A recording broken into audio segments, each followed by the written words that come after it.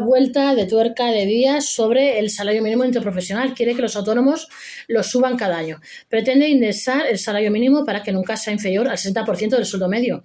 La ministra de Trabajo quiere aprobar este martes en Consejo de Ministros una reforma para que el SMI suba de manera automática cada año e indexarlo al 60% del sueldo medio en España. ATA recuerda que los autónomos serán los grandes perjudicados por esta medida. La ministra de Trabajo quiere reformar el Estatuto de los Trabajadores para establecer un nuevo modelo que suba cada año y de manera automática el salario mínimo interprofesional SMI, de tal forma que no pueda ser nunca inferior al 60% del sueldo mínimo en España. Esta medida se remitirá al Parlamento junto al proyecto de ley para reducir la jornada a 37 horas y media. Así lo habría trasladado el Gobierno a los sindicatos y a la patronal la semana pasada. En un principio, la idea que lleva la ministra sería aprobar este martes el nuevo modelo de cálculo del SMI en el Consejo de Ministros. La medida saldría adelante junto al proyecto de reducción de la jornada y se trasladaría al Congreso para su aprobación a unos pocos días del 1 de mayo, Día del Trabajador.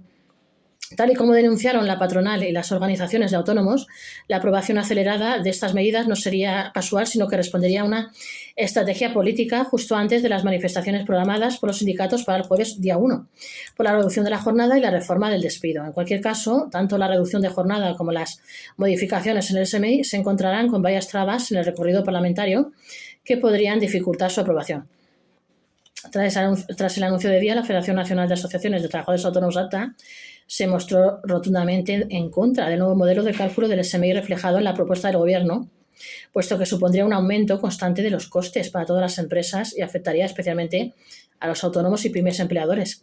De hecho, según recuerda ATA, este lunes se publicó la encuesta de población activa EPA, donde se refleja la pérdida de más de 40.000 empleadores en el último año. Seguimos viendo mes tras mes en las estadísticas cómo se viene destruyendo empleo en términos interanuales en los autónomos y pequeñas empresas de 1 a 3 empleados, según denunció la Federación.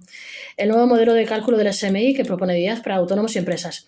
El nuevo modelo de cálculo del SMI que habría trasladado el Gobierno a la patronal y sindicatos consistiría en fijar por ley que el salario mínimo en nuestro país nunca pueda ser inferior al 60%. Ahora mismo, con la cuantía actual, ya se alcanzaría prácticamente este importe, pero el sueldo medio va aumentando constantemente. Si la intención de la ministra llega a buen puerto y consigue que por ley el SMI tenga siempre que ser al menos el 60% del salario medio español, ya no harían falta más negociaciones. Por lo tanto, los costes de los autónomos subirían de manera constante al mismo ritmo en el que aumentarán los salarios en España. Hay que recordar que desde 2018, cuando el PSOE entró en la Moncloa, se han registrado ya 6 subidas del SMI. Ahora mismo se encuentra en los 1.134 euros al mes por 14 pagas, mientras que hace 6 años era de 735 euros al mes por 14 pagas. Posible aumento de entre un 2% y un 5% anual. Si se incorporara por ley una subida automática, es previsible que los costes de los autónomos pudieran subir cada año entre un 2% y un 5%. Según los últimos datos del Instituto Nacional de Estadística, en 2022 el sueldo en medio en España era de 26.948 euros por empleado, un 4,1% más que el año anterior. Pero si nos remontamos un año atrás, a 2021, el salario medio fue de 25.896,82 euros anuales, con un aumento del 2,9% respecto al año anterior. Y en 2020 de 25.165, lo que supuso un aumento de más del 3% si lo comparamos con el año previo. A tenor de estos incrementos, si el SMI pasase a estar definido por norma general, sería de esperar, fijándonos en los datos de los años anteriores, que cada año aumentara el salario mínimo en la misma proporción que aumentasen los sueldos, que en los 4 últimos años anteriores han experimentado aumentos anuales de entre un 2,9% y un 4,1%. Este ya el rechazo a las subidas automáticas del salario mínimo. Tanto ATA como la patronal COE enviaron este lunes un comunicado oponiéndose a las nuevas medidas que pretende aprobar este martes la ministra de Trabajo y remitir al Parlamento. Por un lado, las organizaciones ya recordaron que la reducción de jornada a 37 horas y media no debería aprobarse por ley, sino que tendría que negociarse teniendo en cuenta las características de cada sector y el tamaño de los negocios. Del mismo modo, desde ATA defienden que el salario mínimo debe de ir incrementándose siempre atendiendo a parámetros técnicos. El de aumentarse de forma automática, cada año los negocios deberían cargar con nuevos costes que afectarían especialmente a los autónomos y micropymes con empleados, sobre todo aquellos que tienen entre 1 y 3 empleados. La Federación quiso remarcar que con esta propuesta del SMI, añadido a la reducción de jornada que quiere aprobar el Consejo de Ministros para remitir a las Cortes Generales, los autónomos con trabajadores volverán a ser los grandes perjudicados, con más costes, más trabas y un riesgo de seguir con la destrucción de empleo en las pequeñas empresas, como reflejan las estadísticas.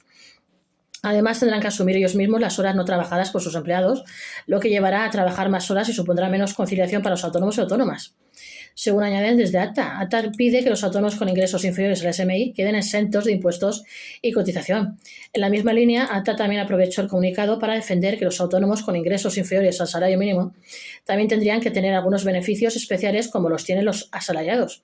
El Ejecutivo ya había trasladado la semana pasada que los asalariados con ingresos por debajo del SMI no tendrían que pagar la renta, siendo que todos los autónomos, sean cuales sean sus beneficios, deben declarar este impuesto. Por ello, si como establece la propuesta del Gobierno en el artículo 27, apartado E, el SMI debe ser el garante de un nivel de vida digno, se considera que también todo autónomo individual o empleador cuyos ingresos netos no lleguen al 60% del salario medio neto de los trabajadores debería quedar exento de pagar impuestos y cotizaciones. Todo ello apuntan desde la Federación en aras de alcanzar ese mismo nivel de vida digna que se pretende procurar a sus propios trabajadores.